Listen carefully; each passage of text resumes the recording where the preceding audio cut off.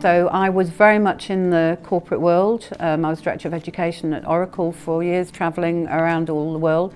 And then about 6-7 years ago, what happens when you are high up in the corporate world is you get asked to sit on lots of advisory boards and things.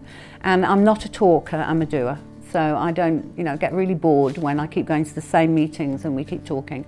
So about 6 years ago, I decided that I really wanted to work with young people. So we set up a consultancy business and basically work with 16 to 19-year-olds, particularly from areas where young people don't get the same opportunities. And we run projects and things to help them develop the right skills so that they can be successful.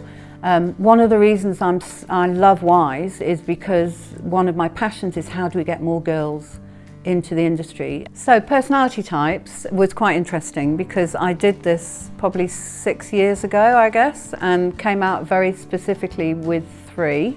But I've just done it now today and I have a complete mix. But I think you also learn the things that you need to develop probably as well. I think one of the best things is some of the projects I work on are kind of 12-week period.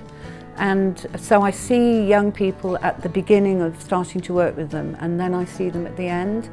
And I always say it's both sad and exciting. It's sad that all it takes is 12 weeks of spending time with them to see this kind of where you give them some attention and appreciation and some skills and them realising their confidence and what they're good at, and that's all it takes. So I guess that's part of it, watching them and how they improve. One of the comments, career paths, I would always make to anybody is opportunities happen throughout your career. So you never end up where you started and you'd never have envisaged at 18 that that's where you would start.